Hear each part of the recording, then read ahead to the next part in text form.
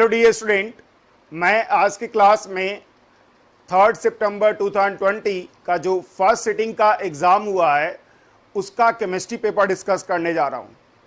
आज के इस एग्ज़ाम में चूँकि आज ही एग्ज़ाम हुआ और मैं शाम को ही रिकॉर्डिंग कर रहा हूँ, कल ये वीडियो लेक्चर आपके सामने होगा यूट्यूब पर। तो आज के इस लेक्चर्स में अगर आप देखोगे तो मैं क्वेश्चंस को 3 पार्ट में क्लासीफाई कर रहा हूँ। फिजिकल केमिस्ट्री अलग कर रहा हूँ, ऑर्गेनिक केमिस्ट्री अलग कर रहा हूँ और इनऑर्गेनिक केमिस्ट्री अलग कर रहा हूँ। इन तीनों पार्ट में आप देखोगे कि क्वेश्चंस का डिस्ट्रीब्यूशन ऑलमोस्ट इक्वल है in first sitting of today paper. जैसा कि आपको पता होगा कि जेईई मेन पेपर 2 सिटिंग में होता है हर डे, जो कि 2020 में 2 सितंबर से 6 सितंबर तक प्लान्ड है। बीटेक एग्जाम के लिए मैं बोल रहा हूँ। तो इन सभी में 2-2 सिटिंग की एग्जाम हो रही है और 2-2 पेपर्स हो रहे हैं। मैं कोशिश कर रहा हूं कि दोनों पेपर को डिस्कस कर दूं ऑन द सेम डे, लेकिन due to lack of time कुछ अदर वर्क्स, कुछ अदर भी क्लासेस मुझे लेनी होती है। तो मैं अभी के समय में डेली आपको एक जो पेपर्स है उसका डिस्कशन करने जा रहा हूं। और ये सभी पेपर जो मुझे मिले हैं वो सब मेमोरी बेस्ड पेपर हैं। कोई एक्चुअल पेपर अभी तक एनटीए के द्वारा रिलीज नहीं किया गया है। वो पेपर रिलीज होगा I think after examination date, I think 7 और 8 सितंबर को। And then after we will discuss remaining paper, because मैं अभी जैसा मैंने बताया कि मैं एक पेपर डेली का डिस्कस कर रहा हूं, तो एक पेपर बाकी हो जाएगा। तो 5 पेपर्स मैं डिस्कस कर रहा हूं ऑन द सेम डे, और 5 पेपर जो अदर होगा वो जब एनटीए एग्जामिनेशन अपना पेपर रिलीज करेगा तब मैं उन 5 पेपर्स को डिस्कस कर दूंगा।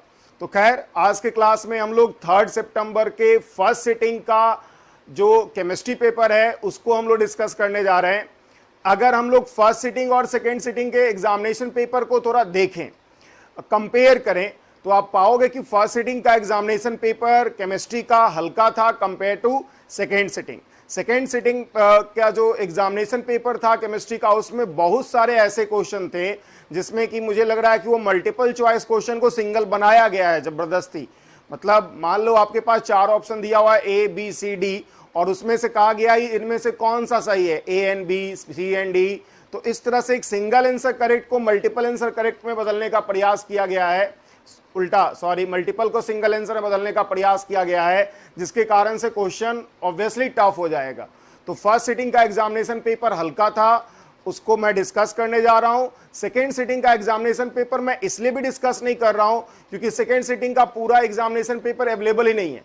25 क्वेश्चंस में अगर मैंने सर्च करा और देखा तो मुझे लगा यही कि भाई 18 क्वेश्चंस ही अवेलेबल है, जबकि फर्स्ट सिटिंग का ऑल 25 क्वेश्चंस अवेलेबल है। तो मैं फर्स्ट सिटिंग का पेपर अभी डिस्कस कर दे रहा हूं, and then after we will proceed for second sitting examination paper later on, जब एनटीए एग्जामिनेशन पेपर को रिलीज करेगा।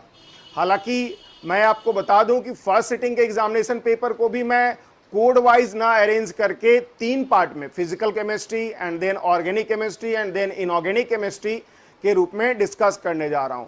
तो मैं फिजिकल केमिस्ट्री से बिगिन करने जा रहा हूं आज के पेपर का discussion, and then after we will proceed for organic chemistry and inorganic chemistry. So this is the first question that I am going to discuss in physical chemistry part.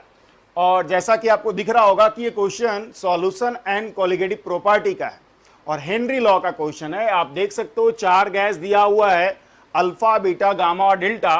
KH value सबका दिया हुआ है 50 kilo bar, 20 kilo bar, 2 × 10⁻³ bar and 2 kilo bar respectively. सबका alpha, beta, gamma, delta का आपको KH value listed है। हमसे पूछा जा रहा है कि कौन ज्यादा सोल्यूबल होगा, या फिर कि भाई इतना मोलल सॉल्यूशन गामा के लिए प्रेशर जो आएगा 1 आएगा। तो भाई मोललिटी दिया हुआ है आपको और केएच दिया हुआ है आपको, और उसके करस्पॉन्डिंग प्रेशर निकालना ही क्या होगा। तो करते हैं। देखिए, हेनरी लॉ से आपको पता होगा, हेनरी लॉ से आपको पता होगा P = होता है KH × X। अब देखिए, KH जो है हेनरी लॉ कांस्टेंट है जो कि दिया हुआ है सबका वैल्यू, और X जो है मोल फ्रैक्शन है सॉल्यूट का इन सॉल्यूशन। तो भाई अगर किसी का KH ज्यादा है तो मोल फ्रैक्शन कम होगा सॉल्यूट का, गैसीय सॉल्यूट का। गैसेस के लिए ही है रूल ये। तो गैसीय सॉल्यूट का मोल फ्रैक्शन कम होगा, इसका मतलब सॉल्युबिलिटी कम होगा। तो भाई अगर देखिए एक खास प्रेशर पे केच अगर ज्यादा है तो एक्स ऑब्वियस सी बात है कम होगा। तो एट ए गिवन प्रेशर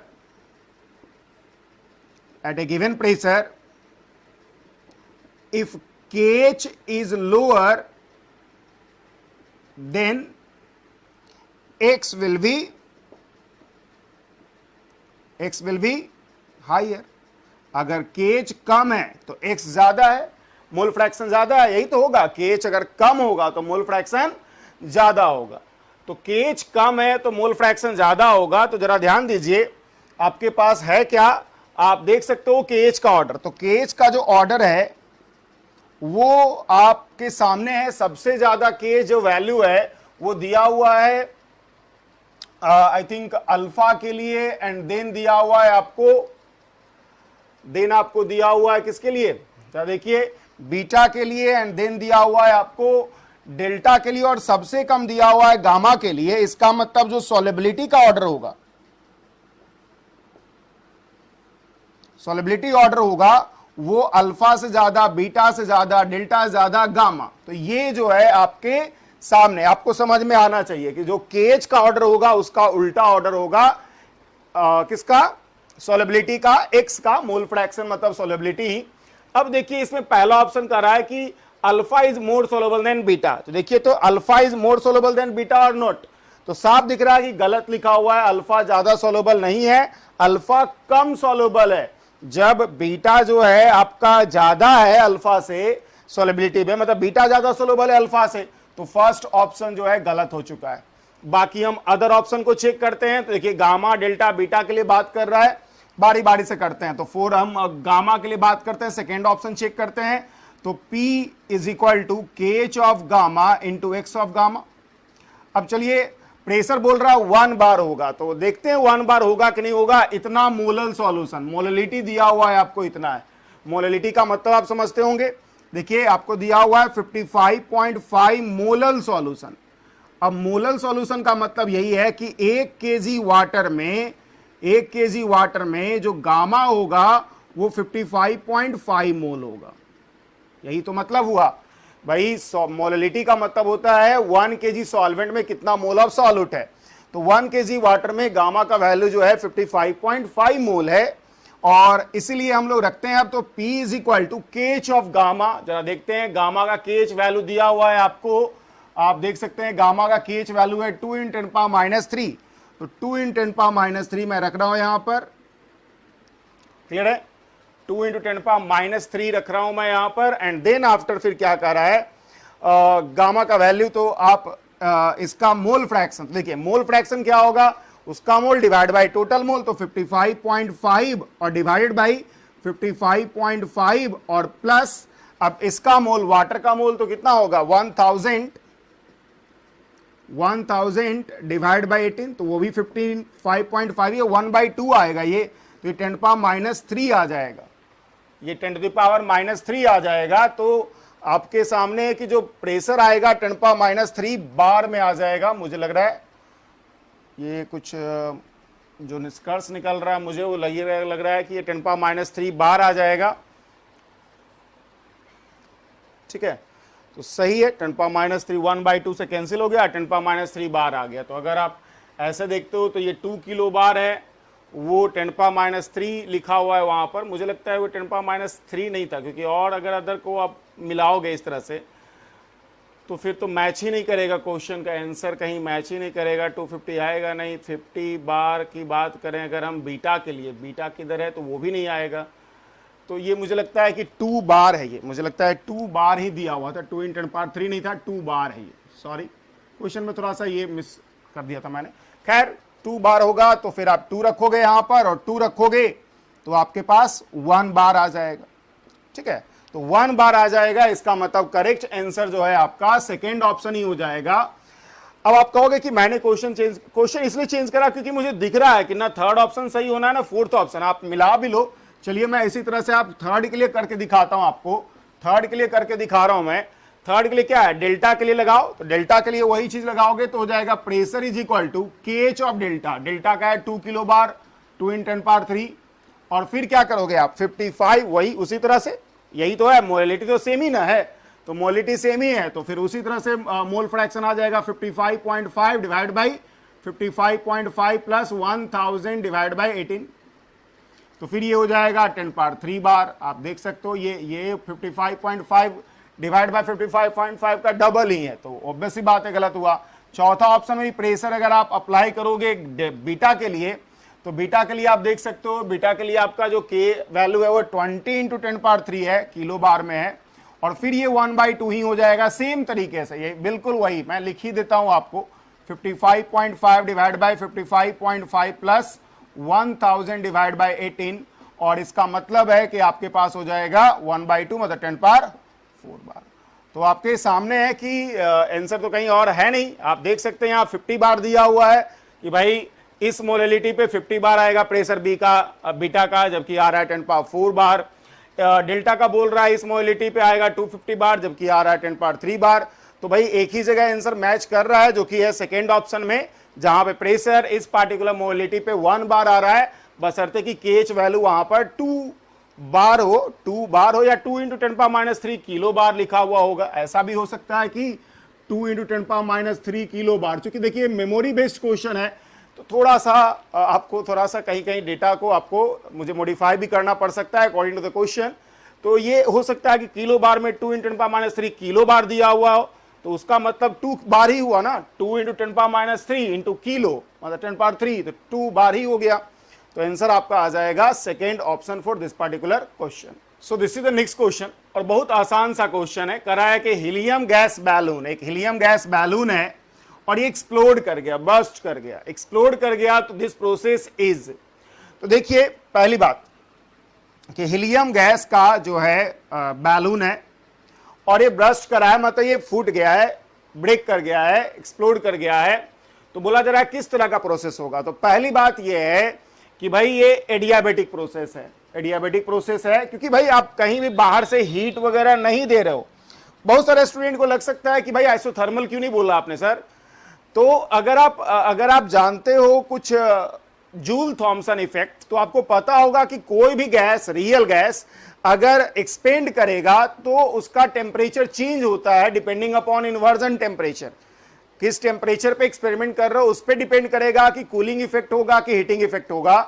तो कोई भी रियल गैस में अगर वो एक्सपेंशन करता है, डिफ्यूजन करता है, सो एक्सप्लोड होगा, तो एक्सपेंशन ही तो होगा, गैस एक्सपेंड कर जाएगा, तो वहां पे कूलिंग और हीटिंग होगा, और कूलिंग हीटिंग होने का मतलब है टेम्परेचर चेंज होगा। तो भाई आइसोथर्मल तो गया, आइसोथर्मल तो होगा नहीं। अब एडियाबेटिक मैं इसलिए बोल रहा हूं क्योंकि बाहर से एडियाबेटिक का मतलब है नो हीट ट्रांसफर, तो आपने हीट कहीं से दिया नहीं है सिस्टम को। ये जो आपका सिस्टम है हीलियम गैस का, आपको इसको हीट दिया नहीं है, ठीक है। अब सवाल है कि रिवर्सिबल और इरिवर्सिबल, तो रिवर्सिबल नहीं हो सकता है प्रोसेस, क्योंकि रिवर्सिबल प्रोसेस का मतलब है इनफाइनाइटेसिमली स्लो प्रोसेस, बहुत धीरे धीरे धीरे धीरे होगा। और जब एक्सप्लोड करता है, देखिए एक्सप्लोजन, कोई भी चीज एक्सप्लोड करता है तो एकाएक होता है, बहुत तेजी से होता है, और ये जो तेजी से होने वाला प्रोसेस है वो कभी भी रिवर्सिबल हो ही नहीं सकता है। Reversible process are ideal process which occur infinitely slowly. तो बात सीधा सा है कि बहुत तेजी से ये प्रोसेस हुआ होगा, अंदर का प्रेशर बहुत ज्यादा, बाहर का प्रेशर बहुत कम हुआ होगा, या डिफरेंस प्रेशर में साफ होगा कि भाई बाहर का प्रेशर और अंदर के प्रेशर में डिफरेंस दिखा होगा। P internal not equal to P external in explosion. जब एक्सप्लोड करने का मतलब है कि अंदर का प्रेशर बहुत ज्यादा हो गया है, इतना प्रेशर हो गया है कि ब्रस्ट कर गया है। तो अंदर का प्रेशर अगर बहुत ज्यादा हो गया है, इसका मतलब है कि भाई आप अंदर और बाहर का प्रेशर सेम नहीं रख पाए। और इरिवर्सिबल का मतलब यही है कि भाई जब भी कोई प्रोसेस हो रहा हो जिसमें सिस्टम और सराउंडिंग का प्रेशर एक इंस्टेंट पर भी अलग हुआ, मतलब वो इरिवर्सिबल होगा। रिवर्सिबल प्रोसेस में सिस्टम और सराउंडिंग, जैसा कि यहां पे सिस्टम का मतलब हुआ बैलून, हीलियम गैस का बैलून, और सराउंडिंग का मतलब आपका बाहरी एटमॉस्फेयर, अगर इन दोनों का प्रेशर हर समय इक्वल होता, एकदम स्लोली टूटता और प्रेशर अंदर और बाहर इक्वल रहता मेंटेन, तो आप कहते रिवर्सिबल। लेकिन ऐसा कुछ है नहीं, एक्सप्लोजन हुआ है, जिसका मतलब है कि अंदर का प्रेशर बहुत ज्यादा है कंपेयर टू बाहर का प्रेशर डिफरेंस है, और इसका मतलब है इररिवर्सिबल है। तो इररिवर्सिबल मैंने समझा दिया, एडियाबेटिक होगा ये मैंने समझा दिया। आइसोथर्मल क्यों नहीं होगा? क्योंकि रियल गैस एक्सपेंशन में हीटिंग और कूलिंग इफेक्ट होता है, और इसलिए correct answer for this particular question will be fourth option. So this is the next question.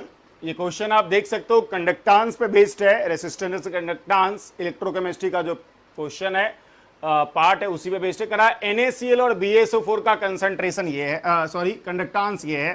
तो NaCl का कंडक्टेंस दिया हुआ है C1 और BaSO4 का दिया हुआ है कंडक्टेंस C2। अब जैसा कि इन दोनों मॉलिक्यूल से ही दिख रहा है आपको कि NaCl क्या है, कंप्लीटली सॉल्युबल सॉलिड है। NaCl जो है कंप्लीटली सॉल्युबल आयनिक कंपाउंड है, तो कंप्लीटली सॉल्युबल है। NaCl is completely soluble and is 100% ionised, और 100% आयोनाइज्ड है, ठीक है। NaCl कंप्लीटली सॉल्युबल है और 100% आयोनाइज्ड है, whereas BaSO4 is insoluble solid and hence very less number of ions are present in case of BaSO4। तो भाई अब आपके सामने एक आपको जो सॉलिड है, आयनिक कंपाउंड है, उससे पूरा का पूरा आयंस मिलता जा रहा है, दूसरे से मिल ही नहीं रहा है कुछ। इसका मतलब है दिस इंप्लाइज दैट कि जो C1 होगा कंडक्टेंस ऑफ NaCl वो बहुत ज्यादा होगा C2 जो कि कंडक्टेंस है BaSO4 का। तो पहला ऑप्शन तो आपको मिल चुका है, और चूंकि सिंगल आंसर करेक्ट है बाकी चेक करने का जरूरत ही नहीं है। अब रही बात, थोड़ा सा चलिए चेक कर भी लेते हैं।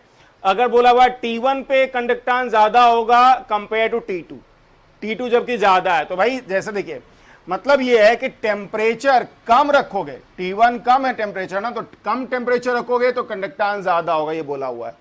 तो भाई एट हाई टेम्परेचर क्या होगा, मूवमेंट ऑफ आयंस, जो मूवमेंट होगा आयंस का, movement of ions increases and hence, और इसलिए कह सकते हो एंड हेंस कंडक्टेंस इंक्रीजेस। तो हाई टेम्परेचर पे मूवमेंट ऑफ आयन इंक्रीज करेगा और इसलिए कंडक्टेंस भी इंक्रीज करेगा, और इससे साफ निष्कर्ष निकलता है कि भाई आपका अगर C1 को ही कंपेयर करोगे तो T2 पे ज्यादा होगा कंपेयर टू C1 है T1, अगर T2 ज्यादा है T1 से, तो ऑब्वियस सी बात है सेकेंड ऑप्शन गलत हो चुका है। कम टेम्परेचर पे बोल दिया गया है कंडक्टेंस ज्यादा है। तो सीधा सा कंसेप्ट है भाई कि ज्यादा अगर आप टेम्परेचर करोगे तो मूवमेंट ऑफ आयंस बढ़ जाएगा, और मूवमेंट ऑफ आयंस ज्यादा मतलब कंडक्टेंस ज्यादा। This is the next question, surface chemistry का क्वेश्चन है, टिंडल इफेक्ट पे बेस्ड, और 4 ऑप्शन दिया हुआ और फिर आपको बोला गया कौन कौन सा ऑप्शन सही है। ये more than 1 answer correct question है जिसको कि सिंगल आंसर करेक्ट बनाया गया है। आप देख सकते हैं इसमें से नीचे में कौन कौन सा सही स्टेटमेंट है, टिंडल इफेक्ट कब कब ऑब्जर्व होगा, वो सारे कंडीशंस की बात कर रहा है, 2 कंडीशंस की बात कर रहा है, 2 ऑप्शन है दिया हुआ। तो मल्टीपल आंसर करेक्ट को सिंगल आंसर करेक्ट में बदल दिया गया है। क्वेश्चन थोड़ा सा आपके लिए टफ हो जाता है multiple answer correct compare to single answer correct, लेकिन ये क्वेश्चन इजी है। इजी इसलिए बिकॉज टिंडल इफेक्ट बहुत इंपॉर्टेंट पॉइंट है और सभी लोग टिंडल इफेक्ट का कंडीशन को जरूर याद रखते हैं। तो टिंडल इफेक्ट में 2 कंडीशन है जिसको कि फॉलो करना जरूरी है। पहला तो ये कि टिंडल इफेक्ट शो करता है लायोफोबिक सोल, लायोफोबिक सोल ही शो करेगा, लायोफिलिक सोल नहीं करेगा। कहने का मतलब है जहां पर डीपी और डीएम का, डिस्पर्स फेज और डिस्पर्सन मीडियम का जो रिफ्रैक्टिव इंडिसेस है वो बहुत अलग हो, मतलब आइडेंटिटी अलग हो, एकदम कंप्लीटली मिक्सअप ना करे। जैसे कि धूलकन, मतलब जो एयर में डस्ट पार्टिकल है वो टिंडल इफेक्ट शो करता है, क्योंकि धूलकन आप समझ सकते हो जो आपके पास जो डस्ट पार्टिकल है वो एयर के मॉलिक्यूल के साथ मिलेगा नहीं, वो अलग अलग आइडेंटिटी रखेगा। तो पहला तो मैंने आपको ये बताया कि रिफ्रैक्टिव इंडिसेस क्या होना चाहिए, डीपी और डीएम का अलग अलग होना चाहिए। और जरा देख लीजिए refractive indices of DP and DM, C में बोला हुआ ऑलमोस्ट सिमिलर इन मैग्नीट्यूड, गलत है ये। Refractive indices of DP and DM are greatly differ greatly in magnitude, तो डी ऑप्शन आपका सही होने जा रहा है। आगे हम ए और बी को देखते हैं। करा diameter of dispersed particle is much, देखिए much smaller than the wavelength of light used. गलत होगा ये भाई। टिंडल इफेक्ट में क्या होता है, ब्लूइश कलर अपीयर होता है, और ब्लू कलर ही क्यों अपीयर होता है, क्योंकि wavelength of blue colour is almost equal to size of colloidal particles disperse phase. तो साइज ऑफ पार्टिकल जो होना चाहिए वेवलेंथ के सिमिलर होना चाहिए, कंपेरेबल होना चाहिए, तभी जाकर के क्या होगा, टिंडल इफेक्ट शो होगा। और इसका मतलब diameter of disperse particle is not much smaller than the wavelength of light used. मतलब बी ऑप्शन भी आपका सही होगा, मतलब B and D are correct. इसका मतलब first option is the correct option ही। So this is the next question, आपको कंसंट्रेशन टर्म पे बेस्ड है, बहुत आसान सवाल और न्यूमेरिकल वैल्यूज आंसर है। करा मोल फ्रैक्शन दिया हुआ है ग्लूकोज का, कितना है 0.1। कहने का मतलब है इन 1 मोल सॉल्यूशन जो मोल हो जाएगा ग्लूकोज का वो हो जाएगा 0.1, और जो मोल हो जाएगा वाटर का वो हो जाएगा ऑब्वियस सी बात है 0.9। अब जब दोनों का समझ रहे हो ना 0. भाई टोटल अगर मैं 1 मोल ले लूं तो कैसे किया मैंने, 1 में से 0.1 घटा दिया, आपको 0.9 मोल आ गया। तो आपके सामने है कि ग्लूकोज का मोल कितना होगा और वाटर का मोल कितना होगा, ये दिख रहा है क्लियर एकदम, कोई इसमें इश्यू नहीं होना चाहिए किसी को। अब मोल इतना है तो आप इसका मास भी कैलकुलेट कर सकते हो भाई। मास ऑफ ग्लूकोज कितना हो जाएगा 0.1 इंटू इसका मोलर मास। जरा याद करिए, ग्लूकोज का मतलब है, सभी लोग को पता है, ग्लूकोज का मतलब है C6H12O6, मतलब 72 + 12 + 96। अगर आप कैलकुलेट करोगे तो 180 आएगा। तो ये कितना हो जाएगा 180, मतलब 18 ग्राम आ जाएगा मास ऑफ ग्लूकोज। और अगर हम मास ऑफ वाटर की बात करें तो मास ऑफ वाटर हो जाएगा 0.9 into 18 and that is equal to, आप कह सकते हो अभी मैं रहने देता हूं, चलिए कैलकुलेशन बाद में करते हैं। तो 0.9 इंटू 18। तो अब अगर आप देखते हो परसेंटेज बाई वेट, अगर हम percentage by weight of water in the sample, water का परसेंटेज बाई वेट पूछ रहा है, ग्लूकोज का नहीं। जरा ये भी ध्यान दीजिए, वाटर का पूछ रहा है परसेंटेज बाई वेट कितना होगा। तो परसेंटेज बाई वेट अगर हम वाटर का निकालना चाहते हैं तो हमको ऊपर तो वेट ऑफ वाटर ही रखना पड़ेगा ना, नीचे वेट टोटल रखना पड़ेगा सॉल्यूशन का और फिर मल्टीप्लाइड बाय 100।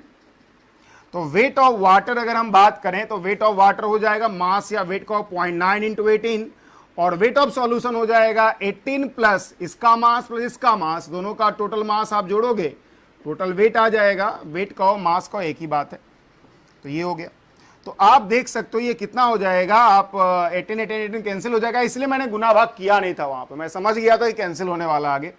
तो 90 डिवाइड बाई आ जाएगा 1.9, 90 डिवाइड बाई 1.9 आप कैलकुलेट करोगे लगभग 47.37% के करीब आएगा ये। तो इसलिए इस पार्टिकुलर क्वेश्चन का जो आंसर होगा वो 47.37 ही हो जाएगा। सो this is the next question, और ये सॉलिड स्टेट का सवाल है जिसमें कि कहा गया है in a solid substance edge length of unit cell आपको दिया हुआ है 405 पिकोमीटर, और 405 पिकोमीटर का मतलब आप समझ सकते हो कितना हो गया। चलिए पिकोमीटर में हम लोग को फाइनली आंसर भी चाहिए, वैसे डेंसिटी यूज करना है तो इसको सेंटीमीटर बदलना होगा, 4.5 × 10 सेंटीमीटर, ये हो गया। डेंसिटी ऑफ सॉलिड दिया हुआ है आपको, डेंसिटी ऑफ सॉलिड कितना बोला हुआ है 10.9 ग्राम पर सीसी, ठीक है। और फिर इसके बाद बोला गया है आपको मोलर मास जो है आपको दिया हुआ है 109 ग्राम पर मोल। तो find radius of atom which form this unit cell in picometre. तो देखिए डेंसिटी क्या हो जाएगा Z into molar mass divide by Avogadro number into a cube. Density is equal to Z into molar mass divide by Avogadro number into a cube. Density का जो value है वो है 10.9, Z हम लोग को निकालना है। बेसिकली करना क्या है हम लोग को, जरा गौर कीजिएगा, रेडियस ऑफ एटम चाहिए, पूछा यही गया है कि रेडियस ऑफ एटम कितना होगा। तो रेडियस ऑफ एटम डिसाइड करने के लिए आपको रेडियस और ए के बीच में रिलेशन देखना पड़ेगा कि भाई आर और ए के बीच का रिलेशन क्या है, और आर और ए के बीच का रिलेशन आप तभी पता कर पाओगे जब आप पता कर पाओ कि जो यूनिट सेल है वो बॉडी सेंटर्ड है कि फेस सेंटर्ड है कि सिंपल क्यूबिक है, और उसके लिए जेड निकालना होगा आपको। तो जेड ही मैं निकाल रहा हूं यहां से। जेड अगर 1 आता है तो सिंपल क्यूबिक, जेड अगर 2 आता है तो बॉडी सेंटर, जेड अगर 4 आता है तो फेस सेंटर, यही तीनों आएगा। कोई बहुत बच्चा इसमें पूछ देता है कि जेड और 3 आएगा तब सर, तो भाई आएगा ही नहीं, आएगा मतलब डेटा गलत हो रहा है। आपको तीन ही तरह का जेड आना है। 1 मतलब सिंपल क्यूबिक आएगा, जेड अगर 1 आया तो, जेड अगर 2 आया तो बीसीसी आएगा, और अगर जेड 4 आया तो एफसीसी आएगा। तो देखते हैं 109 हो गया, एवोगाड्रो नंबर 6.023 10 पावर 23, और फिर आपके पास हो जाएगा 4.05 10 टू द पावर -8 का पावर होल क्यूब। इसको 4.05 10 पावर -8 कर दिया, और इस तरह से जब z का वैल्यू कैलकुलेट करोगे आप तो आएगा 4, और जैसे ही 4 आया मतलब एफसीसी यूनिट सेल हो गया। ये इसमें तो कोई डाउट है नहीं, एफसीसी यूनिट सेल, z बराबर 4 मतलब एफसीसी यूनिट सेल। और एफसीसी में जानते हो, इन एफसीसी आप जान रहे हो atoms along face diagonal, atoms along face diagonal आपस में टच करता है, टच ईच अदर। आपको ये पता होना चाहिए भाई एटम्स किसके अलोंग टच करता है, और फेस डायगोनल के अलोंग अगर टच करा, फेस डायगोनल होगा कितना भाई, रेडियस आपको ये a है, ये a है तो ऑब्वियस सी बात है √2a होगा ये लेंथ, और ये 2r हो गया, r हो गया, r हो गया, मतलब 4r इज इक्वल टू कितना होगा, √2a होगा यहां पर, बिल्कुल। और इसका मतलब r का वैल्यू हो जाएगा √2/4 इंटू a, मतलब 1.414 इंटू a का वैल्यू, a का वैल्यू है 405 और डिवाइड बाई 4, और इसका मतलब जो वैल्यू आ जाएगा आपका, आप देख सकते हो कि जो वैल्यू आएगा वो कितना आएगा भाई, आपको यहां पर कैलकुलेशन करना है तो 147 के करीब आता है, 143 के करीब आता है इसका वैल्यू, 143.17 पिकोमीटर आएगा। तो यही आपका आंसर हो जाएगा इस पार्टिकुलर क्वेश्चन का। तो पूरा क्वेश्चन में करना यही था कि पहले आपको जो डेंसिटी का जो इंफॉर्मेशन था, density, molar mass, unit cell का एज लेंथ दिया हुआ था, उससे आपको डिसाइड करना था कि यूनिट सेल है किस तरह का, मतलब सिंपल क्यूबिक है कि बीसीसी है कि एफसीसी है। तो उसके लिए जेड निकाला मैंने, जेड बराबर 4 आया मतलब एफसीसी यूनिट सेल आएगा, और एफसीसी यूनिट सेल एक बार आप डिसाइड कर लिए, इसका मतलब 4r is equal to √2a होगा, और इसका मतलब r का वैल्यू √2/4a, इसका मतलब r का वैल्यू आपको दिख रहा है कि 143.17 पिकोमीटर आ रहा है। तो this is the next question. इसमें कहा गया है वॉल्यूम स्ट्रेन निकालिए, मोलरिटी दिया हुआ, मोलिटी नहीं मोलरिटी ही दे दिया है। तो बहुत आसान सवाल, एनटीपी कंडीशन है ही 273 और 180 एम प्रेशर पे। तो वॉल्यूम स्ट्रेंथ बताता यही है कि भाई 1 मिलीलीटर ऑफ H2O2 सॉल्यूशन से कितना मिलीलीटर O2 गैस का बनेगा एट एनटीपी। तो भाई वॉल्यूम स्ट्रेंथ और मोलरिटी के बीच का जो रिलेशन होता है वो ये होता है, वॉल्यूम स्ट्रेंथ, डायरेक्ट मैं रिलेशन लिख रहा हूं 11.2 इंटू मोलरिटी। ये सभी लोग को पता होगा। अब कैसे हुआ है इसके लिए आप देखोगे, मैंने डेरिवेशन करा है, कैसे हुआ है वो सब किया है। अब इस प्रॉब्लम में मैं उसको नहीं करने जा रहा हूं कि कैसे ही रिलेशन आया, कैसे ही रिलेशन आया। उसके लिए आप कंसंट्रेशन ऑफ सॉल्यूशन का मैं लेक्चर देखो, बहुत अच्छे से समझाया मैंने कि कैसे आया। तो ये फॉर्मूला मैं सीधा यूज कर ले रहा हूं, और 11.2 इंटू 8.9 दैट इज 99.68 आ जाएगा आपका वॉल्यूम स्ट्रेंथ। क्लियर है, सीधा सा है। और नहीं तो अगर आप चाहते हो डेरिवेशन से बनाना तो वो भी कर सकते हो, वो भी बहुत बड़ा कठिन काम नहीं है। क्योंकि देखिए 8.9 m H2O2 का मतलब यही हुआ। देखिए अदर मेथड में बता रहा हूं, सेकेंड मेथड में बता रहा हूं, ये तो हुआ फॉर्मूला बेस्ड मैंने कर दिया। अदर इसका मतलब यही है कि 1 litre H2O2 solution has 8.9 mole of H2O2। Clear है। अब 1 लीटर से गौर कीजिएगा, 1 लीटर H2O2 सॉल्यूशन से जितना वॉल्यूम ऑफ O2 बनता है एनटीपी, और एनटीपी दिया हुआ है आपको, वही कहलाता है वॉल्यूम स्ट्रेंथ। तो H2O2 का 1 लीटर तो आपने लिया ही है, तो H2O2 का डिकम्पोजिशन करोगे तो H2O प्लस हाफ O2 बनेगा। अब अगर 1 लीटर आपने सॉल्यूशन लिया तो कितना आपके पास हो गया बताइए कितना मोल हो गया आपके पास H2O2 का? तो 8.9 मोल H2O2 का हो गया। वाह, अब 1 मोल ऑफ H2O2 से देखिए रिएक्शन बैलेंस है, सबको दिख रहा है। 1 मोल H2O2 से कितना मोल O2 बनेगा? हाफ। 1 से हाफ दिख रहा है, 1 से 1 मोल ये बनेगा, हाफ मोल ये बनेगा। तो भाई 8.9 मोल से कितना बनेगा? हाफ इंटू 8.9 मोल। और भाई अगर O2 का मोल इतना है तो भाई मोलर वॉल्यूम आप 8.9 इंटू 22.4 लीटर नहीं कर लोगे एनटीपी पे मोलर वॉल्यूम। भाई मोल से वॉल्यूम निकालना है तो मोल में मैंने मोलर वॉल्यूम मल्टीप्लाई कर दिया और आपको जो वैल्यू आ गया 8.9 इंटू 11.2 दैट इज 99.68 वी। तो यही तो आया, जैसे आप इधर से लाओ या उधर से लाओ, इतना लीटर आया। अब 1 लीटर H2O2 सॉल्यूशन से अगर 99.68 लीटर O2 का बन रहा है 10 TP, तो आप यही कहोगे कि volume strength of solution is 99.68। समझ रहे हो आप? तो ये अगला सवाल है हमारा, अच्छा सवाल है ये। इलेक्ट्रोकेमिस्ट्री को मिला दिया गया है आपको एटॉमिक स्ट्रक्चर से, फोटो इलेक्ट्रिक इफेक्ट से। और फोटो इलेक्ट्रिक इफेक्ट में भी सैचुरेशन करंट, जो स्टॉपिंग पोटेंशियल का कंसेप्ट है वो यूज हुआ है, जो खासकर लोग फिजिक्स में पढ़ते हैं। स्टॉपिंग पोटेंशियल का कंसेप्ट आपको पता होगा, that potential difference which will stop maximum kinetic energy electron to reach at other plate. अगर मान लिया यहां से इलेक्ट्रॉन निकला नेगेटिव प्लेट से या पॉजिटिव प्लेट से, और आपने एक पोटेंशियल डिफरेंस इतना अप्लाई कर दिया है कि भाई जो इलेक्ट्रॉन निकला वो अदर प्लेट पे पहुंचने से पहले ही रुक जाए, और उसका रिलेशनशिप पता होगा कि फॉर स्टॉपिंग पोटेंशियल आपको पता होगा,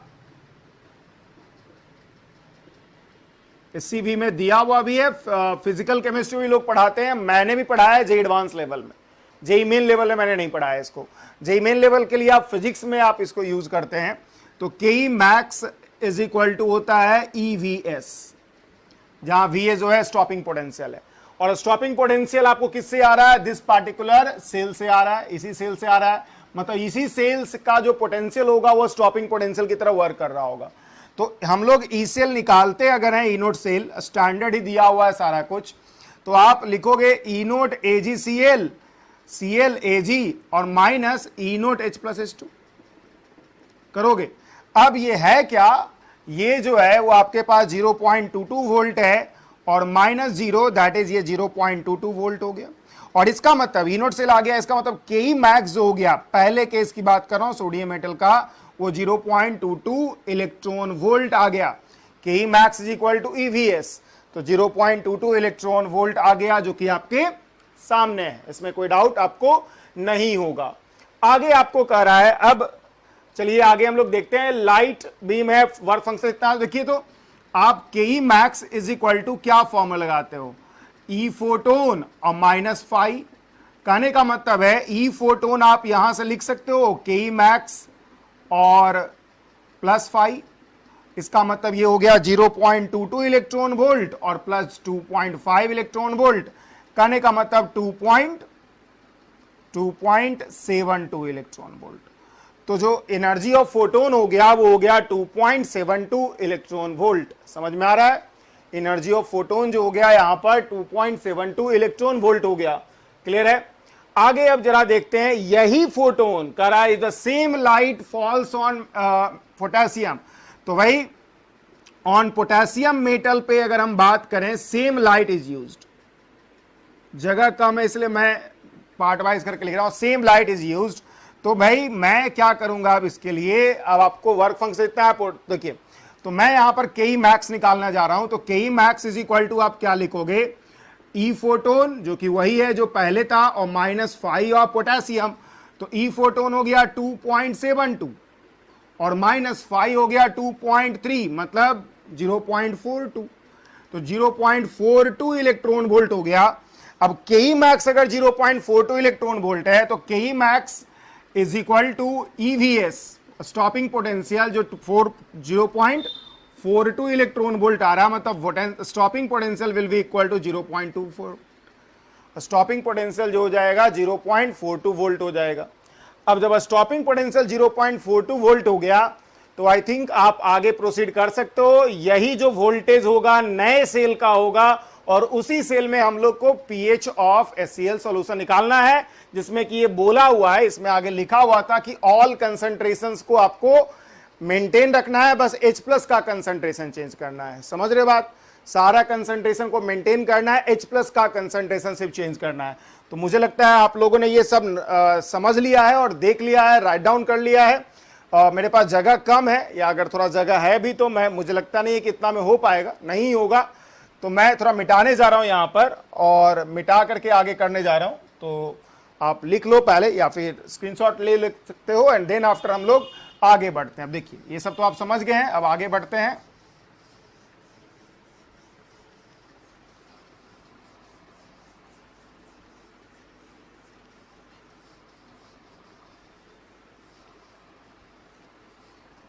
देखिए अब है क्या सिचुएशन, आपको दिया हुआ है कि जो नया सेल है उसका पोटेंशियल जो है 0.42 वोल्ट है। तो नया सेल का हम लिख लेते हैं। पहले तो देखिए एनोड है, हाफ H2 एनोड से चला जाएगा H+ प्लस इलेक्ट्रॉन, एनोड पे ये रिएक्शन होगा। मैं सेल रिएक्शन लिख रहा हूं, इलेक्ट्रोकेमिस्ट्री की बात कर रहा हूं मैं। अब कैथोड पे अगर क्या होगा तो हो जाएगा AgCl, एक इलेक्ट्रॉन लेकर के Ag+ Cl- में जाएगा। तो इस तरह से इलेक्ट्रॉन इलेक्ट्रॉन गॉट कैंसिल्ड और हो जाएगा AgCl solid plus half H2 gas is giving Ag plus H+ plus Cl-। Clear है? Ag plus H+ plus Cl-। और इसका जो पोटेंशियल है, चलिए इसका जो पोटेंशियल है वो आपको पता है 0.42 वोल्ट आ रहा है, ठीक है, यही है। तो अब अगर हम इसका रखना शुरू करें, E cell is equal to, Nernst equation लगाएं, ई नोट सेल और माइनस 0.06 बोला हुआ है अपॉन n log Q। तो चलिए रखते हैं वैल्यू, ये है 0.42 वोल्ट, ये है 0.22 वोल्ट। याद रखें 0.22 वोल्ट आया था शुरुआत में ही, जब हम लोग सोडियम मेटल पे बात कर रहे थे तो स्टैंडर्ड पोटेंशियल वाला ही केस था जो 0.22 वोल्ट आया था। आप देख लो एक बार पिछले स्लाइड में। और फिर माइनस 0.06 अपॉन n का वैल्यू कितना होगा 1, एक इलेक्ट्रॉन ट्रांसफर हो रहा है, और log Q, Q इसका कितना होगा, देखिए ये आपका सॉलिड है, ये आपका सॉलिड है, ये H+ Cl- और H2 यही तो आएगा। तो भाई H2 का प्रेशर भी 1 बार देखिए होगा ये कि कंसंट्रेशन H+ का, कंसंट्रेशन Cl- का और प्रेशर ऑफ H2 का पावर हाफ। गौर करिएगा यहां पर कंसंट्रेशन प्रेशर साइमल्टेनियसली यूज किया जाता है। अगर आपने ढंग से पढ़ा है नॉस्ट इक्वेशन तो आपको यह बात डेफिनेटली पता होगा कि साइमल्टेनियसली यूज होता है प्रेशर और कंसंट्रेशन। कंफ्यूजन होने वाली बात नहीं है। कैसे होता है, क्यों होता है, इसके लिए इलेक्ट्रोकेमिस्ट्री का जो लेक्चर से मेरा वो देखिए, आपको बहुत अच्छे से समझाया गया कि क्यों हम लोग दोनों एक साथ यूज करेंगे, कंसंट्रेशन और प्रेशर। तो अब देखिए आपको इधर ले जाओगे तो हो जाएगा 0.20 वोल्ट, मैं इसको इधर ले गया, और ये हो गया माइनस 0.06, और फिर log H+, क्योंकि बाकी सबको बोल दिया गया है एज इट इज, इसमें लिखा हुआ था क्वेश्चन में, बाकी जो भी कंसंट्रेशन प्रेशर टर्म्स है उसको एज इट इज रहने देना है। तो फिर ऑब्वियस ही बात है ये हो गया 0.06 और pH, और इसका मतलब जो pH वैल्यू आएगा वो आएगा 0.20 अपॉन 0.06, और अब निष्कर्ष आप आसानी से निकाल सकते हो, ये आ जाएगा आपको 10/3, और 10/3 का मतलब 3.33। तो pH of this particular solution HCl solution जो कि इस केस के लिए आपको यूज करना होगा वो कितना करना होगा 3.33। ये एक अच्छा सवाल था, बड़ा सवाल था, ये जे एडवांस के लेवल का क्वेश्चन है, जे मेन में पूछा हुआ है, तो ये कठिन सवाल मैं बोलूंगा। फिजिकल केमिस्ट्री के अगर सारे क्वेश्चंस को देखूं तो यही एक सवाल है जो कि आपको कठिन लगेगा कंपेयर टू ऑल अदर्स। बाकी सभी क्वेश्चन जेई मेन लेवल का ही था, ये क्वेश्चन जे एडवांस लेवल का जो कि पूछ दिया गया है और आपको करना था। जो बहुत अच्छे स्टूडेंट होंगे डेफिनेटली किए होंगे, क्योंकि टर्म्स बहुत ज्यादा यूज्ड है। देखिए टर्म्स क्या क्या यूज्ड है, एक तो आपको फोटो इलेक्ट्रिक इफेक्ट यूज है, उसमें भी स्टॉपिंग पोटेंशियल का कंसेप्ट यूज किया है जो कि नॉर्मली आप कम ही देखते हो यूज करते हुए इन केमिस्ट्री। खैर वो तो चलो आप फिजिक्स में ही पढ़े होगे तो यूज कर लोगे। उसके बाद इलेक्ट्रोकेमिस्ट्री यूज कर दिया है, नॉस्ट इक्वेशन यूज कर दिया है, पीएच वगैरह का कंसेप्ट यूज किया। तो कॉम्बिनेशन ऑफ कंसेप्ट्स है जो कि एडवांस के क्वेश्चन में आपको ज्यादा मिलता है। सो this is the next question जो कि फिजिकल केमिस्ट्री में पूछा गया है कि which of the following can form buffer solution. Buffer solution कौन कौन सा बनाएगा? तो बफर सॉल्यूशन आपको पता है वीक एसिड और उसका कंजुगेट बेस, और फिर वीक बेस और उसका कंजुगेट एसिड बनाता है। तो चलिए बारी बारी से हम लोग देखते हैं कि क्या क्या लिखा हुआ। तो पहला ऑप्शन में देखिए मोलरिटी ये है, वॉल्यूम ये है, तो 10 मिलीमोल आपको दिया हुआ है CH3COOH का, और प्लस यहां पे देखिए जरा 20 मिलीमोल दिया हुआ NaOH का। क्लियर है, आपको 20 मिलीमोल NaOH का दिया हुआ। अब देखिए अब होगा क्या कि CH3COOH NaOH के साथ रिएक्शन करके CH3COO Na प्लस वाटर बनाएगा।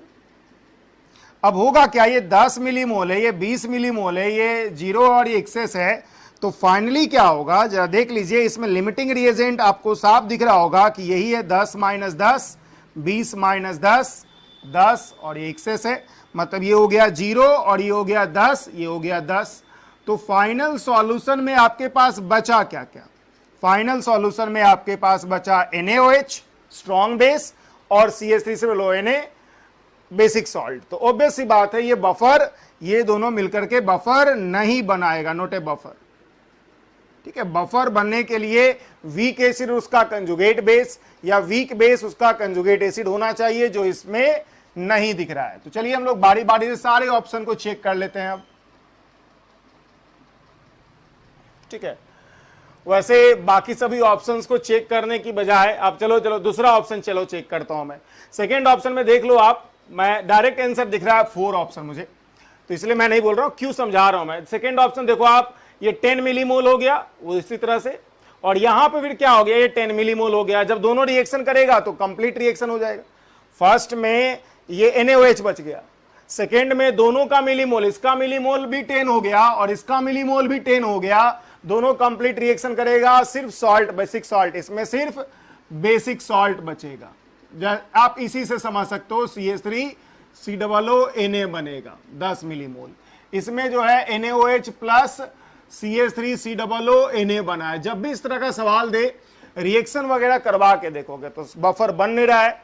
यहां HCl और NaCl है, दोनों रिएक्शन करेगा ही नहीं, यहां HCl और NaCl बनेगा और है ही, तो इसीलिए रिएक्शन होगा नहीं आपस में, इसका मतलब वो भी बफर नहीं है। तो बफर है कौन? तो बफर आपके सामने है कि बफर जो है आपका वो क्या है, 10 मिलीमोल आपका यहां पर CH3COOH है, और इसमें क्या है 20 मिलीमोल आपका CH3COO Na है। 10 मिलीमोल आपका CH3COOH है और 20 मिलीमोल आपका CH3COO Na है, और इसलिए fourth option will be the correct option here. So this is the next question of this particular paper, जिसमें कहा गया है कि select the true statement among the following. Chemical kinetics का क्वेश्चन है, कहा second order is always multi step reaction. Second order reaction हमेशा multi step में होगा, गलत है। Second order reaction multi, SN2 reaction आप ऑर्गेनिक केमिस्ट्री में पढ़ते हो, तो SN2 रिएक्शन क्या है, सिंगल स्टेप रिएक्शन, एक स्टेप में हो जाता है। और सवाल ये है कि देखिए अगर सिंगल स्टेप में होगा तो ऑर्डर 2 होगा। सेकेंड ऑर्डर रिएक्शन है, सेकेंड ऑर्डर रिएक्शन है, इसका मतलब ऑर्डर 2 है, और ऑर्डर 2 अगर सिंगल स्टेप में हुआ तो मॉलिक्यूलरिटी भी 2 हो जाएगा। भाई सिंगल स्टेप का मतलब है ऑर्डर और मॉलिक्यूलरिटी बराबर, तो ये पॉसिबल है, बिल्कुल पॉसिबल है भाई। मॉलिक्यूलरिटी का वैल्यू हमेशा पॉजिटिव इंटीजर होता है, 1 2 3 ये सब होता है। तो भाई अगर ऑर्डर 2 है और अगर ये सिंगल स्टेप में हुआ तो मॉलिक्यूलरिटी 2 हो जाएगा, जो कि संभव है, तो अच्छी बात है। तो ये सिंगल स्टेप में भी हो सकता है, मल्टी स्टेप में तो हो ही सकता है। अगर हम फर्स्ट ऑर्डर की बात करें तो ऑर्डर आपका 1 है, तो अगर ये सिंगल स्टेप में हुआ तो मॉलिक्यूलरिटी भी, सिंगल स्टेप रिएक्शन का मतलब है मॉलिक्यूलरिटी ऑर्डर के बराबर, तो 1 पॉसिबल है, और इसका मतलब है सिंगल स्टेप में भी हो सकता है, मल्टी स्टेप में भी हो सकता है, कोई इश्यू नहीं है। Zero order reaction is always single step reaction, कभी संभव नहीं है। जीरो ऑर्डर रिएक्शन में आप जान रहे हो ऑर्डर होता है 0। अब अगर ये सिंगल स्टेप कर देते हो तो मॉलिक्यूलरिटी हो जाएगा 0, जो कि संभव है ही नहीं। मॉलिक्यूलरिटी हो जाएगा 0, जो कि नॉट पॉसिबल, जो कि संभव नहीं है। तो भाई मॉलिक्यूलरिटी 0 हो जाएगा, जो कि अलाउड ही नहीं है। तो भाई जीरो ऑर्डर रिएक्शन हमेशा मल्टी स्टेप रिएक्शन होगा, कभी भी ये सिंगल स्टेप रिएक्शन नहीं होने जा रहा है। तो zero order reaction is always multi step reaction, क्योंकि अगर ये सिंगल स्टेप हुआ तो मोलिकुलरिटी ही जीरो हो जाएगा, और मोलिकुलरिटी जीरो अलाउड होता नहीं है, जीरो कभी नहीं, मोलिकुलरिटी का वैल्यू हमेशा पॉजिटिव इंटीजर होता है।